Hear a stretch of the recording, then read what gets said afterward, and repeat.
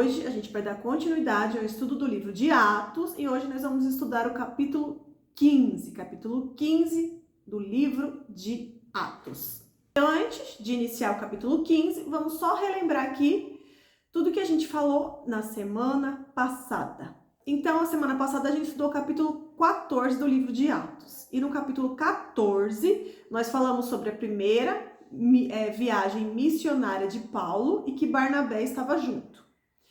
E lá no final do capítulo 14, eles retornaram para Antioquia da Síria. Então, eles ali finalizaram a primeira viagem missionária e eles voltaram para Antioquia da Síria.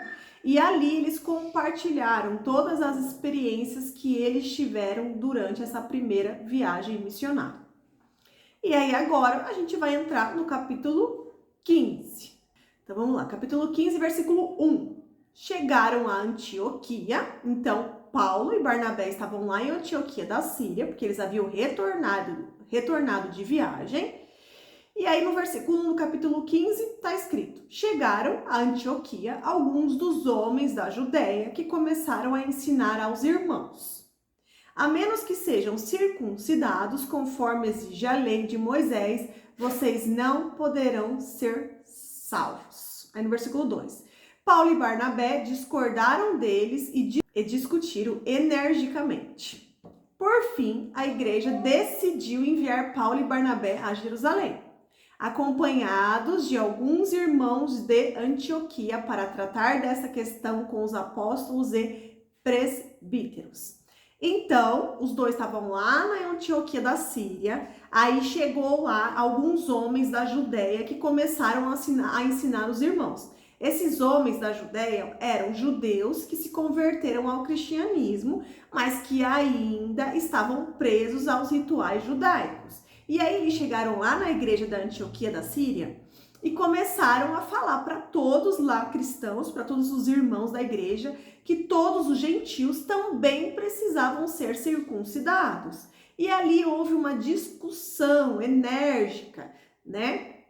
E por fim, a igreja decidiu que Paulo e Barnabé tinham que ir para Jerusalém, acompanhado dos irmãos de Antioquia, para tratar essa questão ali com os apóstolos e presbíteros, né, com os outros líderes da igreja. E assim foi feito. No versículo 3, a igreja, portanto, enviou seus representantes a Jerusalém.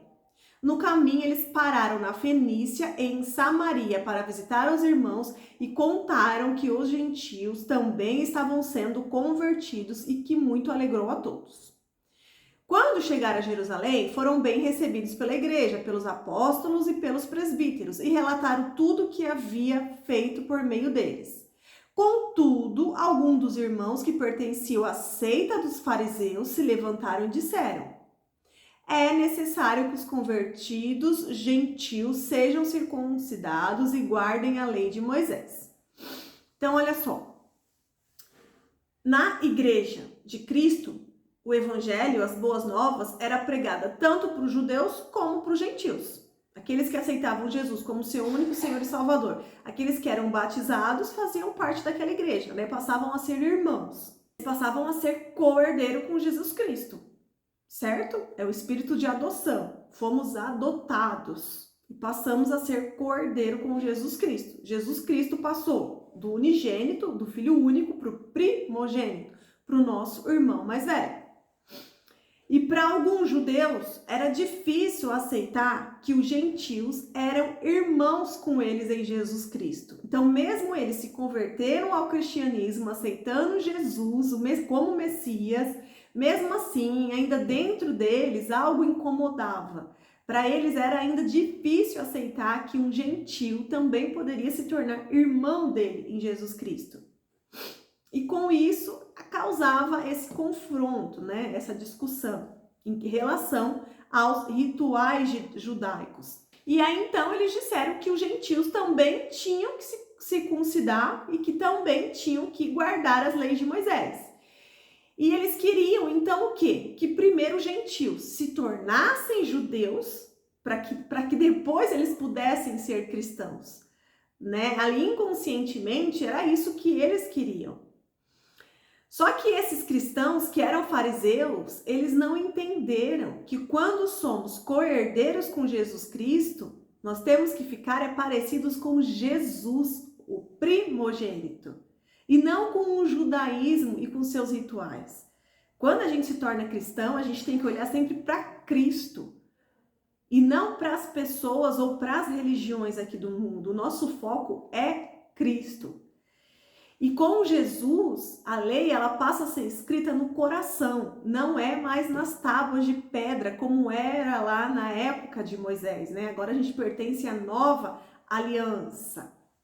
Aí no versículo 6, os apóstolos e presbíteros se reuniram para decidir a questão. Depois de uma longa discussão, Pedro se levantou e se dirigiu a eles dizendo: irmãos, olha só, Pedro, então eles estavam lá todos discutindo sobre isso.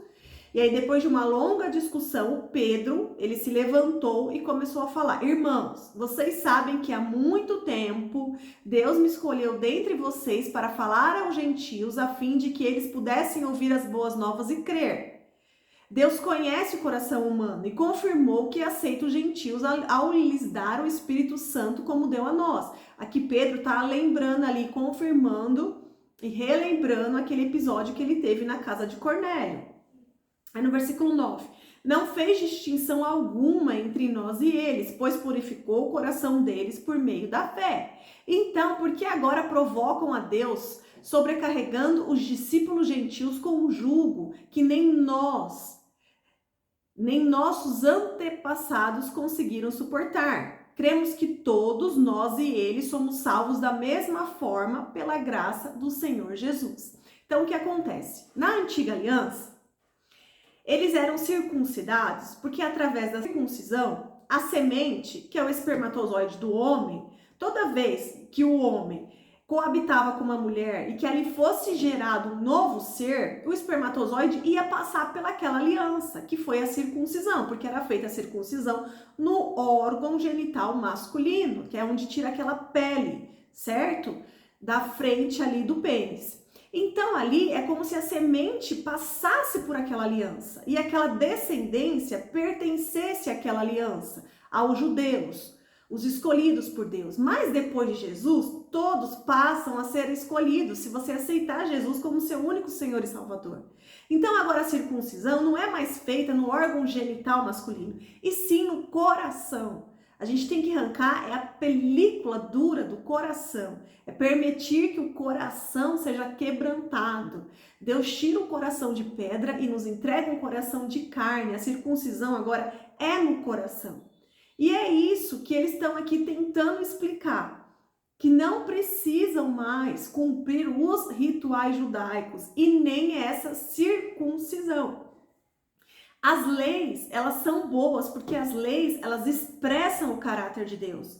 Mas o homem, ele é falho e pecador. Ele não consegue atingir esse padrão de perfeição. E é por isso que no versículo está escrito isso. Deixa eu achar aqui, ó. No versículo 10, Pedro mesmo fala: então por que agora vocês provocam a Deus, sobrecarregando os discípulos gentios com o jugo? Que jugo é esse? É o jugo do cumprimento das leis, que nem nós e nem os nossos antepassados conseguimos suportar. Por quê? Porque o homem é falho e pecador. Não tem como o homem cumprir tudo na lei. É isso aqui que Pedro estava tentando explicar. As leis, elas são boas porque elas expressam o caráter de Deus, que é perfeito. Mas o homem, ele é falho e pecador. Ele não consegue atingir esse padrão de perfeição. Ele não consegue cumprir tudo na lei. E aí que entra Jesus, que é o plano perfeito. Então o homem, ele não consegue ser justificado por esforço próprio, por obedecer todas as leis, por justiça própria. Ele não pode ser considerado justo por si mesmo, por obediência à lei. Então nenhum homem consegue ser considerado justo por si mesmo, por obediência à lei. Nós somos justificados pela fé e não pela lei. Jesus, ele é o único caminho, Jesus é a verdade e a vida. Ninguém chega até Deus se não for por Jesus. Então o homem, ele precisa aprender a ser dependente de Deus. Então, o homem não é justificado por si mesmo, e somente pela fé, não pela lei, porque todo homem é falho e pecador, e aquele homem que se considera justo e perfeito, ele é o maior dos pecadores, porque ele ainda não permitiu que o Espírito Santo lhe convencesse disso. Olha só, para a gente poder entender aqui essa questão, olha só o que está escrito em Romanos 3. Romanos 3, versículo 27. Podemos então nos vangloriar de ter feito algo para sermos aceitos por Deus? Não, pois nossa absolvição não vem pela obediência à lei, mas pela fé. Portanto, somos declarados justos por meio da fé e não pela obediência à lei. Aí lá no versículo 31, né? Porque daí você lê esses dois versículos e fica pensando assim, então tá bom. Então agora eu não sou justificado pela lei, sou justificado pela fé, então eu posso fazer o que eu bem entender, que Deus perdoe, tá tudo certo? Não, olha só o que tá escrito no versículo 31. Então, se enfatizamos a fé, quer dizer que podemos abolir a lei? Claro que não. Na realidade, é só quando temos fé que cumprimos verdadeiramente a lei. Por que está falando isso? Porque lá naquela época, os religiosos, os fariseus e os saduceus, eles fingiam que cumpriam toda a lei, eles se rotulavam como cumpridores da lei. Mas como a gente já estudou, a gente viu que eles eram hipócritas. O próprio Jesus chama eles de hipócritas, porque eles não conseguem cumprir tudo na lei, mas eles querem mostrar que conseguem. Mas, na verdade, eles escondem ali os pecados dele, né? Eles não expõem os pecados. Por isso que Jesus chama eles de hipócritas. Então, Deus, na nova aliança, Deus, ele não está só interessado no seu comportamento. Não está só interessado se você está se esforçando para cumprir as leis. Deus agora, ele quer que você sejamos templos do Espírito Santo. E aí, com isso, vem a transformação de dentro para fora. Quando você é templo do Espírito Santo, quando você tem fé, quando você é justificado pela fé, você é templo do Espírito Santo. E então você é convencido do pecado, porque o Espírito Santo te convence do pecado. E isso te constrange, isso vai causar constrangimento, isso vai trazer em você arrependimento. Você vai confessar o pecado, você vai abandonar o pecado. Mas não com a intenção de ser justificado pela lei, não. Você vai agora obedecer a lei em amor, porque o Espírito Santo te convence do pecado, porque você fica constrangido com isso, porque você reconhece o sacrifício de Jesus na cruz. Aí você abandona o pecado e você passa a ser cada vez mais obediente a Deus. Então você passa agora a obedecer em amor, a obedecer porque você se lembra todos os dias do sacrifício de Jesus naquela cruz por você. Ele morreu por mim, por você, por todos nós. Ele é o nosso Salvador, o nosso resgatador. É Jesus Cristo. Então agora você não obedece à lei apenas por medo de punição. Não obedece à lei achando que você vai ser justificado pela lei. Você não cumpre os rituais judaicos achando que você vai ser justificado, que a sua salvação vem por isto. Não. Agora você cumpre as leis, porque agora elas estão gravadas no seu coração, que é de carne, que é flexível, que é quebrantado, e não mais em tábuas de pedra. É isso que eles estão explicando. Nós hoje somos justificados pela fé e não pela lei. Mas isso não quer dizer que a lei tem que ser abolida. Não. Mas agora você obedece à lei em amor. E a graça nos alcançou. Somos justificados pela fé. Então não tem mais que cumprir rituais judaicos, nem a circuncisão. É isso que eles estão aqui explicando. Então, para você ser cristão, você não tem que primeiro se converter ao judaísmo. Não, você é cristão. Entende? Aqueles judeus, eles passaram a ser cristãos. Mas os gentios que não eram judeus, eles não precisavam primeiro se converter ao judaísmo, fazer as práticas judaicas para depois ser cristão. Não. De gentil, você passa direto a aceitar Jesus como seu único Senhor e Salvador. Você é batizado nas águas, você recebe o Espírito Santo, você passa a ser templo do Espírito Santo. Certo? Ainda no capítulo 15. Agora a gente vai para o versículo 12. todos ouvir em silêncio, enquanto Barnabé e Paulo lhe relatavam os sinais e maravilhas que Deus havia realizado por meio deles entre os gentios. Então, diante ali, aquela discussão que eles estavam tentando entrar no consenso, Barnabé e Paulo começaram a falar todos os sinais e maravilhas que Deus tinha manifestado, realizado no meio dos gentios. E no versículo 13, quando terminaram de falar, Tiago aqui, gente, é o irmão de Jesus, e ele era líder na igreja em Jerusalém. Ele se levantou e disse: irmãos, ouça-me. Pedro lhes falou sobre como Deus visitou primeiramente os gentios para separar dentre eles um povo para si. E isso está em pleno acordo com o que disseram os profetas. Aí nos próximos versículos, do 16 ao 18, está ali relatado o que os profetas disseram, para poder confirmar isso, que está registrado lá no Antigo Testamento. Aí a gente já vai agora para o versículo 19. Portanto, considero que não devemos criar dificuldades para os gentios, não devemos criar dificuldades para que os gentios se convertam a Deus. Ao contrário, devemos escrever a eles, dizendo-lhes que se abstenham de alimentos oferecidos a ídolos. Então, olha só, aqui Tiago está entrando aqui num consenso junto com todos eles. E ele, como uma liderança lá em Jerusalém, já que todos tinham ido para lá para poder discutir esse assunto.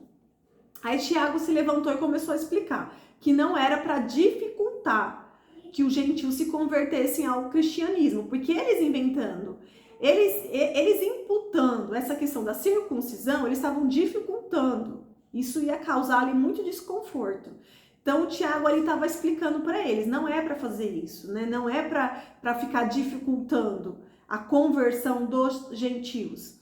Mas daí ele começa a falar, devemos escrever a eles, dizendo-lhes que se abstenham de alimentos oferecidos a ídolos. Por que ele fala, devemos escrever a eles? Porque aqui neste momento eles estavam lá na igreja em Jerusalém, que era a igreja 7. E aí eles se comunicavam com as outras igrejas por cartas. Então é por isso que depois vem as cartas, Romanos, Coríntios, Filipenses, Efésios, são todas cartas que foram escritas para as igrejas, como a gente acabou de ler agora alguns versículos de Romanos, que foram justamente perante aqui essa discussão, ao consenso que eles chegaram, eles escreveram as cartas para os irmãos de outras cidades. E aqui ele pede para escrever nessa carta que todos se abstenham de alimentos oferecidos a ídolos. Por isso que tudo até hoje, quando a gente vai comer, a gente tem que consagrar a Deus, né? Então, antes da gente comer o alimento, a gente tem que agradecer a Deus pelo alimento, a gente tem que consagrar. Senhor, eu consagro este alimento a Ti. Por quê? Porque muitas das vezes a gente não sabe se aquele alimento anteriormente, ele foi oferecido a algum ídolo. Então, a gente consagra. Se você souber que foi, você tem que se abster daquele alimento. Certo? Mas às vezes você compra alguma coisa no mercado que, por exemplo, aquela indústria, ela pode oferecer a ídolos a produção daqueles alimentos e você não sabe. Então, como você não sabe, o que você faz? Você consagra o alimento antes de comer. Senhor, eu consagro este alimento a Ti. Obrigado por este alimento, que esse alimento nos traga nutrição e saúde. E aí você come aquilo, já está consagrado a Deus, mesmo se anteriormente ele foi oferecido a algum tipo de ídolo, mas você não sabia. Então, tudo bem, você consagrou a Deus. Agora, quando você souber, aí sim você tem que se abster daquele alimento. Aí depois ele fala sobre a imoralidade sexual, que isso é entendido até hoje. A gente tem que se abster da imoralidade sexual. Aí depois ele fala da carne de animais estrangulados e do sangue. Por quê? Porque para os judeus o sangue representa a vida e não pode ser vulgarizado. Então, para eles, é muito difícil comer com pessoas que fazem isso, porque para eles é falta de respeito. Então, por isso que eles colocam isso nas cartas. E a gente vai falar um pouquinho sobre isso agora no próximo slide. Vamos só terminar aqui o versículo. Aí no versículo 21. Pois essas leis de Moisés são pregadas todos os sábados nas sinagogas judaicas em todas as cidades, há muitas gerações, certo? Então aqui ele fala de 3 coisas. Ele fala então sobre se abster de alimentos oferecidos a ídolos, né? Por isso que até hoje, sempre quando a gente vai comer, a gente tem que consagrar o nosso alimento a Deus, porque a gente não sabe, às vezes, qual foi a procedência. Depois ele fala sobre imoralidade sexual, que a gente tem que se abster disso. E aí ele fala sobre as carnes de animais estranguladas e do sangue, porque eles não comem carne com sangue. O sangue para eles representa a vida, não pode ser vulgarizado. Aí a gente vai lá para Romanos 14 para poder entender melhor sobre essa parte. Então tudo ali que eles discutiram, que eles conversaram, eles escreveram cartas à igreja. E agora eu vou pegar um dos trechos dessas cartas que eles escreveram aos irmãos das outras igrejas, explicando sobre esse assunto. Então, lá em Romanos 14, versículo 13, está escrito assim: portanto, deixem de julgar uns aos outros. Em vez disso, resolvam viver de modo a nunca fazer um irmão tropeçar e cair. Eu sei e estou convencido, com base na autoridade do Senhor Jesus, que nenhum alimento é por si mesmo impuro. Mas se alguém considera errado ingerir determinado alimento, para essa pessoa ele é impuro. E se outro irmão se aflige em razão do que você come, ao ingerir esse alimento, você não age com amor. Não deixe que sua comida seja a causa da perdição de alguém por quem Cristo morreu. Ou seja, aqui eles estão falando, não julgue o irmão pelo que ele come. E não arrume confusão por causa de comida. Respeite a escolha de cada um. E se você for oferecer, por exemplo, um jantar na sua casa para um irmão que é da religião adventista, não vai oferecer para ele de jantar carne de porco, não vai colocar um porquinho lá inteiro assado em cima da mesa, porque o irmão ele vai se ofender. É como se você estivesse oferecendo aquele alimento para afrontar o seu irmão, porque você sabe que ele não come aquele determinado tipo de alimento. É isso que está falando. Se você sabe que o seu irmão não come aquilo, não ofereça aquilo, não coma aquilo do lado dele, de maneira que você queira afrontar, de maneira que você queira dizer, não, eu como, para mim não tem problema nenhum, e eu vou comer aqui para te afrontar mesmo. Não é para fazer isso. É isso que Paulo está explicando aqui nessa carta. Por exemplo, se você for comer com um católico, se você é protestante evangélico, e você vai comer com um católico na Sexta-feira Santa, come peixe junto com ele, não precisa comer carne para afrontar. Porque os evangélicos protestantes, assim como eu, a gente não se abstém de carne na Sexta-feira Santa, porque todos os dias a gente se lembra do sacrifício de Jesus na cruz. Então não é só durante a quaresma, durante aquele período.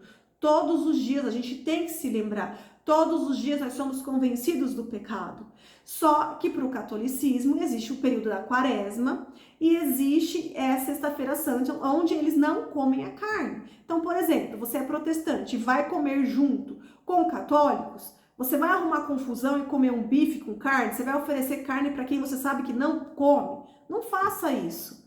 Evite confusão. Se você come peixe, qual o problema de você também comer peixe junto com eles? É isso que Paulo está explicando. Evite confusão. Se você sabe que eles não comem determinado tipo de alimento, por que arrumar confusão por causa daquilo? Se você sabe que os judeus não comem sangue, porque para eles aquilo é muito sério, por que você vai comer sangue quando você estiver comendo num jantar na sua casa com um judeu? Não ofereça isso, porque isso você vai acabar afrontando, arrumando confusão. E Paulo aqui nos instrui a não arrumar confusão por causa de comida. Certo? É mais ou menos isso que ele está querendo dizer. Eu trouxe esses dois exemplos para a gente poder entender. Agora, no seu dia a dia, se para você não tem problema nenhum em comer carne de porco, então coma. No seu dia, na sua casa, de acordo com os seus costumes, se isso não é pecado, se o Espírito Santo não te incomoda em relação a isso, então coma. O que ele está querendo dizer é que juntos, em comunidade, não comam as coisas para afrontar uns aos outros. É para ter comunhão, certo? Aí no versículo 21, é melhor deixar de comer carne ou de beber vinho ou de fazer qualquer outra coisa que leve um irmão a tropeçar. Por quê? Porque às vezes para o irmão aquilo é extremamente pecado. E ele não pode comer. E se você força um irmão a fazer aquilo, você vai forçar ele a tropeçar. Porque para ele aquilo é pecado. Entende? Então para que você vai fazer isso? Por exemplo, você toma uma taça de vinho esporadicamente. E para você isso não é pecado. Para você isso não tem problema. Mas, por exemplo, você vai no jantar com o irmão que ele tem sérios problemas com álcool. Ele tem sérios problemas, então ele não vai só ficar na taça de vinho. Aquilo para ele vai ser a porta de entrada para ele se relembrar do prazer do álcool.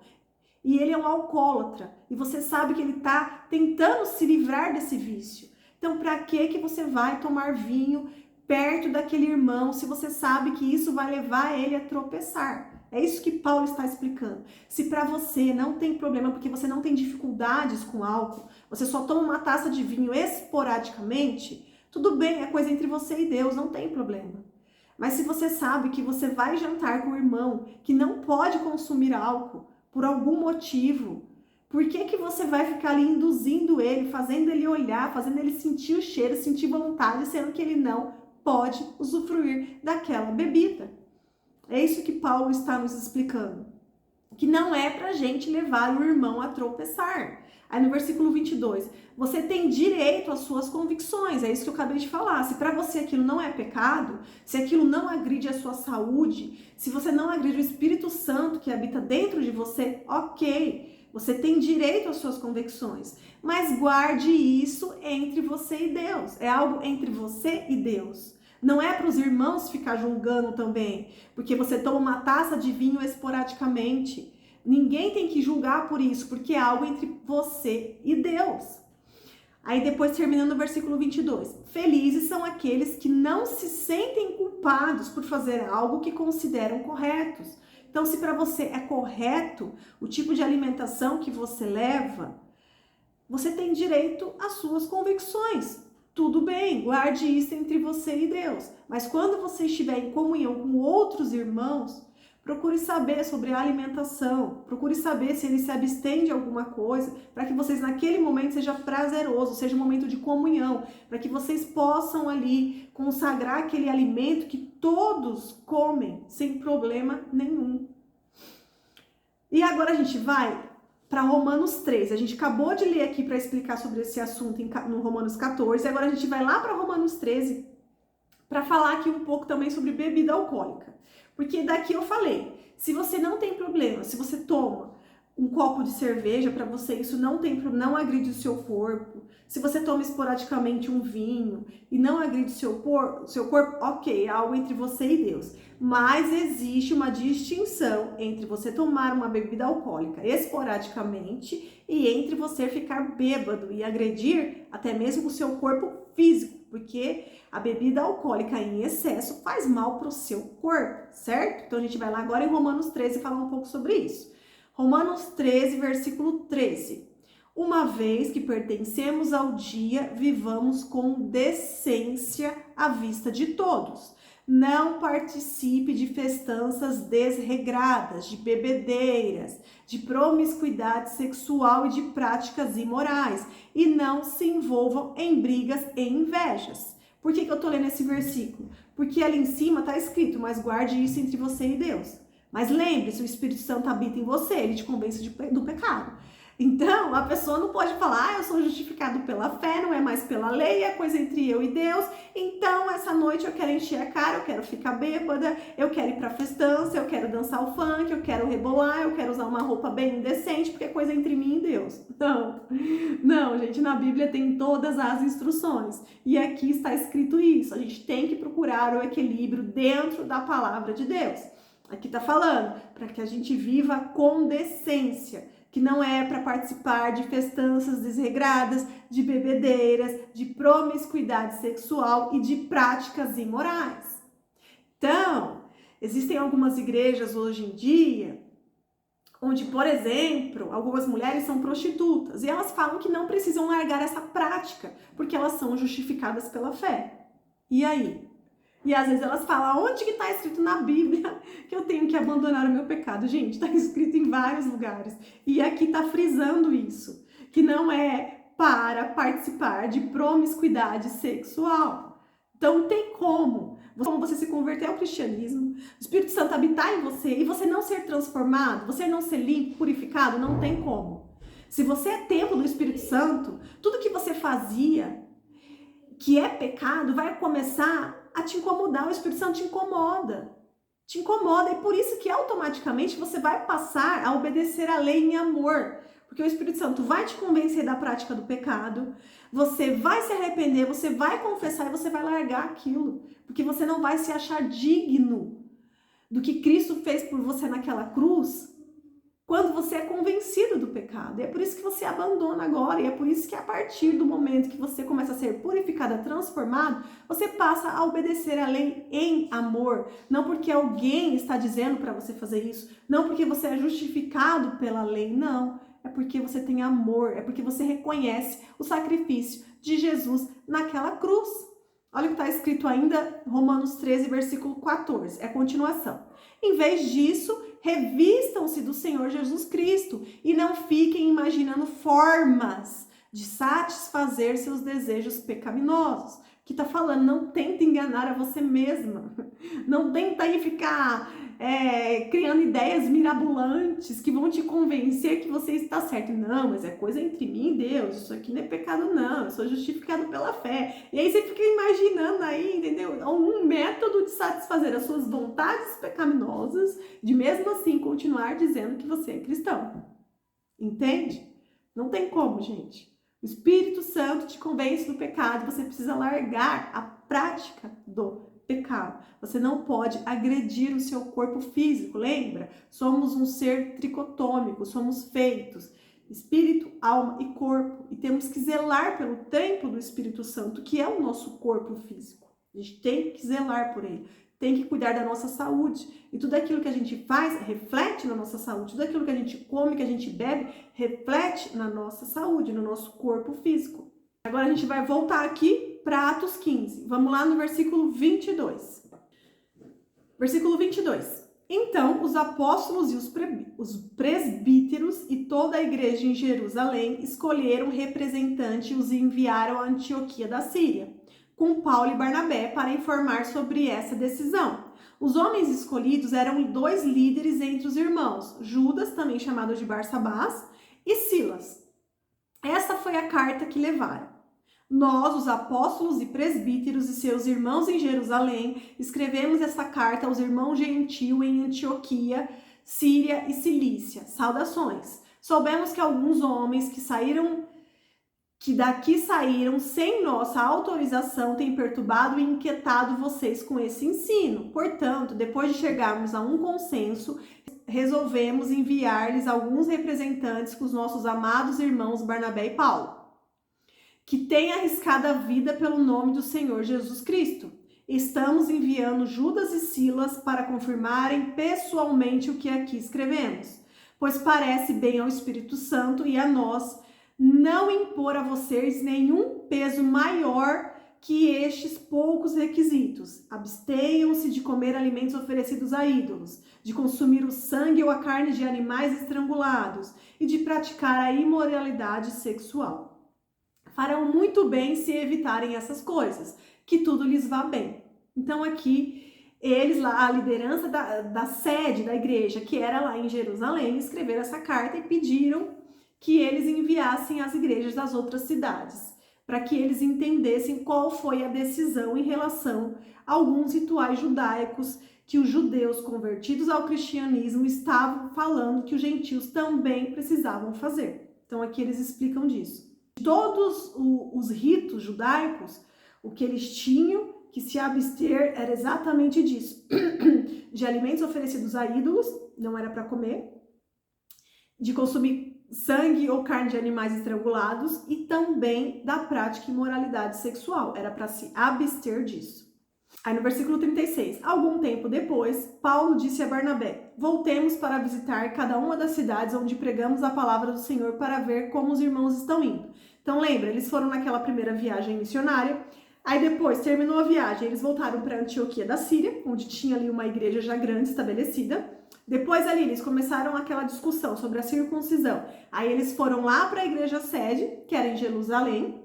Ali eles discutiram, fizeram aquelas cartas para poder estar enviando às igrejas. E aí depois de um tempo, Paulo disse a Barnabé para eles voltarem às cidades onde eles tinham criado, formado outras igrejas, para eles irem lá visitar os irmãos para ver como que os irmãos estavam indo. E aí no versículo 37, Barnabé queria levar João Marcos. Mas Paulo se opôs, pois João Marcos tinha se separado deles na Panfilha, não prosseguindo com eles no trabalho, porque lembra, João Marcos acabou desistindo e abandonou a missão, ele voltou para Jerusalém. Então aqui Barnabé queria levar novamente João Marcos. Aí Paulo se opôs, ele falou, não quero, porque ele desistiu, ele abandonou a missão. Então agora eu não quero que ele vá mais com a gente. Aí no versículo 39, o desentendimento entre eles foi tão grave que os dois se separaram. Então Barnabé levou João Marcos e navegou para Chipre, e Paulo ali escolheu Silas e partiu. E os irmãos o entregaram ao cuidado gracioso do Senhor. Então ali Paulo e Barnabé se separaram. Porque Barnabé queria que o João Marcos fosse, Paulo não queria. Então Barnabé se uniu a João Marcos e foram para algumas cidades. E Paulo escolheu Silas e ali eles partiram e foram ali voltar às cidades daquela primeira viagem missionária. Passaram ali por cidade em cidade para ver como que estavam os irmãos, as igrejas que haviam sido formadas nessas viagens. Aí no versículo 41, então ele viajou por toda a Síria e Cilícia, fortalecendo as igrejas de lá. E aí a gente encerra o capítulo 15 de Atos. Deixa eu voltar aqui e relembrar os assuntos importantes para ficar na nossa mente. Então a gente falou sobre a questão da circuncisão, certo? Que faz parte do ritual judaico, que não é mais necessário, porque Cristo faz parte da nova aliança. Não somos justificados pela lei, e sim pela fé. Mas mesmo assim, temos que obedecer a lei, e agora obedecer a lei em amor, certo? Em amor, porque o Espírito Santo nos convence do pecado. A gente se constrange com o amor de Deus. E a gente se arrepende do pecado, confessa o pecado e abandona o pecado. E dessa forma, a gente é purificado, transformado e acaba obedecendo a lei em amor. E não por medo de punição e nem com a intenção de ser justificado pela lei. Porque não tem como isso. Somos falhos e pecadores. Depois a gente falou em Romanos 3, né, que explica sobre isso. Depois a gente falou sobre os alimentos, sobre promiscuidade sexual, a gente falou também sobre bebida alcoólica. A gente entrou em Romanos 14, que também fala sobre isso. Depois a gente entrou em Romanos 13, né? Porque não é porque a gente está na época da graça que o povo vai pecar doidado e é só coisa entre eu e Deus, então eu posso fazer o que quiser. Não é isso. Aí Romanos 13 explica sobre isso.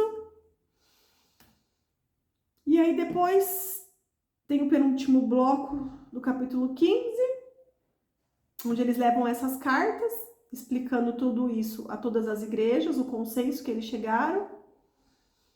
E depois tem a separação de Paulo e Barnabé. Barnabé segue um caminho com João Marcos e Paulo segue outro caminho com Silas.